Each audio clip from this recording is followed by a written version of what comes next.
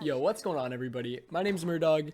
I'm an Apex Predator. I'm an ALGS finalist. Been playing Apex since it released, and I'm obsessed with getting better and improving the game.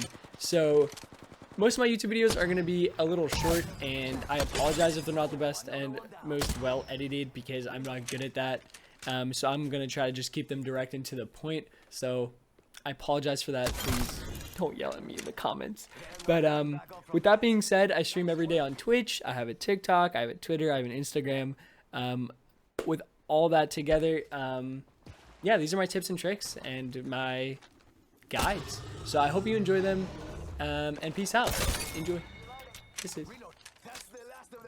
Alright guys, so this is a guide on the beginning to mid game, excluding the late game, everything from picking legends up until the final end game zones, because those get a little more complicated and I want to do that in another video and dive into those later. Alright, so the first tip is going to be pick a legend that accents your teammates' picks as well. So if you're picking first, choose who you want to choose, but if your teammate picks a Wraith and another teammate takes Horizon, you're not going to want like an Octane who's another aggro character. You're going to want someone like Gibby or Caustic or Bloodhound, someone who can offer something else to the team defensively or give you more awareness. That way you guys aren't shit out of luck when you're in a bad situation. Exclude this if you have a main, of course.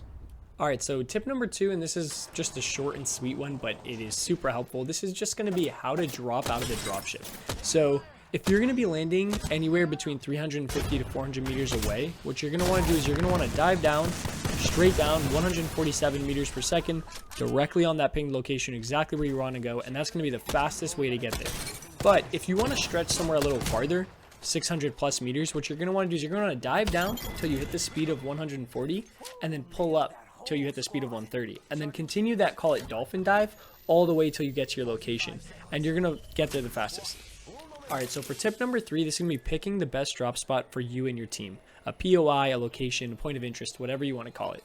So the goal when picking a POI is going to be get the best loot for the least amount of teams there, call it. That way you have a good amount of loot, and you can fight early game if need be. The best rule for this would be kind of, first pay attention to how many teams are dropping there if already dropped, but if the path of the dropship is going over that location, it's usually going to be a super hot area. Flying to the outskirts of the map are almost always going to be relatively slow and not that many teams, and those are your best bet for looting up a lot if you don't want to fight fast. And then if you do want to fight fast, what you're going to want to do is land at the best spot at that location. For example, somewhere like Frag East, which is almost always has 5 to 10 plus teams, what you're going to want to do is you're going to want to land somewhere like behind train station, or you know, you could land diners, spots like that where there are still a lot of teams fragment east, but you'll still have a chance to get loot, and you'll be relatively kitted compared to everybody else that has loot, and it'll put you in the best chance to win that specific area. Alright, so this one is so important. Tip number 4, I cannot stress this one enough. Pay attention to where your teammates land and where your enemies land. If you're part of a group and you are in a stacked team, coordinate with your team, but if you're not, it's not a big deal. Just land near your teammates. What you're going to want to do is, as you're flying down, use the free look feature and look around and see where they're landing. And that way you can maybe single out an opponent, or you know where to rotate is safe, what's unlooted, what may be looted, and that way you can start gauging the point of interest that you're at, and you can start figuring out where you can go and where you can't go, what you can start pushing towards. This is going to give you the best loot and the best options for you to win the fights in that area.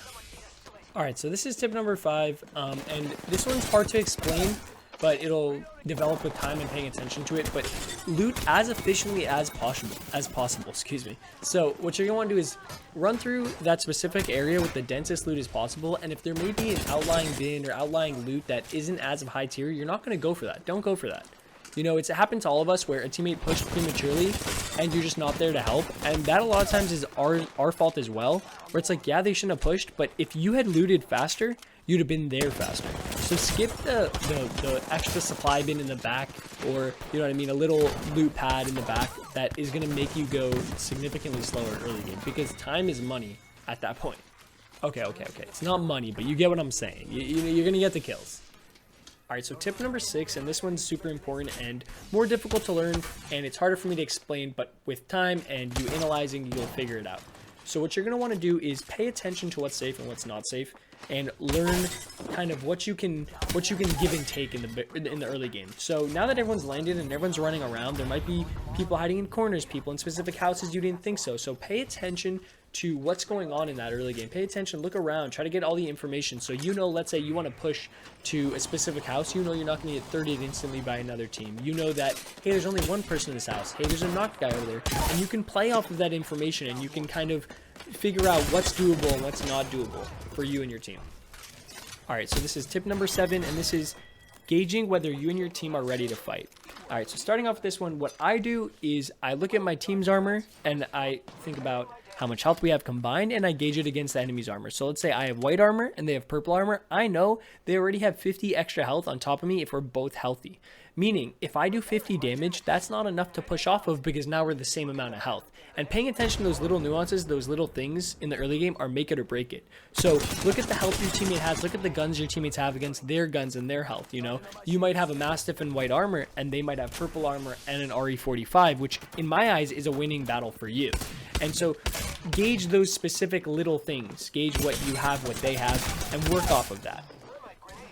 All right, so tip number 8 is going to be work as one cohesive unit with your team.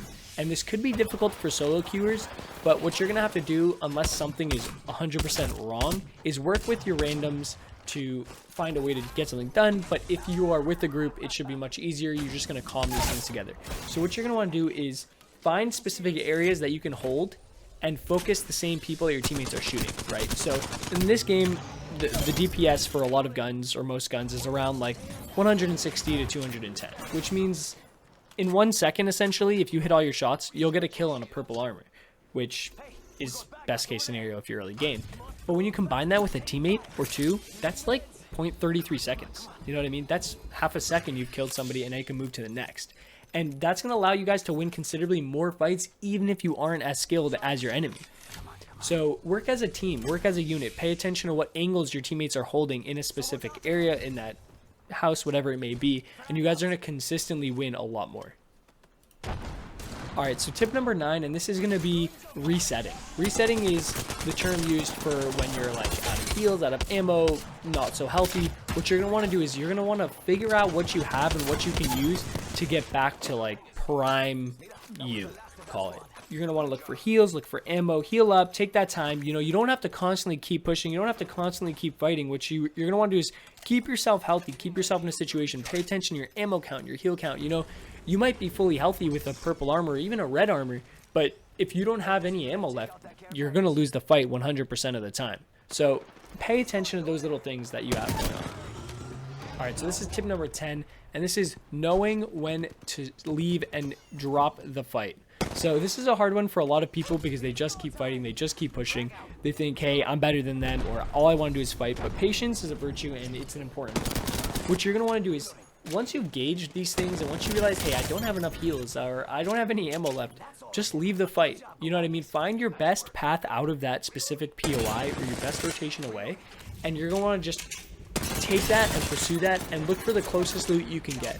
Now, if you aren't in a situation where you have to leave the fight entirely, look for the closest area where you could get loot. Maybe it's death boxes, maybe it's unlooted house, an unlooted area in that spot, and you're going to want to pursue that and take the time in that specific fight you have going on and loot that up and restock.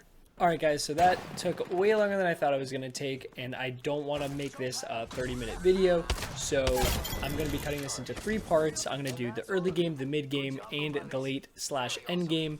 I hope you guys enjoyed this, and I hope that helped you a lot. The little nuanced things, kind of like taking a fight as a team, or how to work with what you have, or gauging if something's safe, I will break those down in later videos, but for now, this is what we're going to leave it as. So that wraps up the 10 tips and tricks on how to win early game in Apex Legends. Alright, well, I hope you guys enjoyed. Please make sure to leave a like and subscribe if you did. If you had any questions or comments, leave those in the comment section down below. I'm live every day on Twitch. Come hang out with me there. Ask me questions live. I can answer in depth. But for now, peace out, Girl Scout.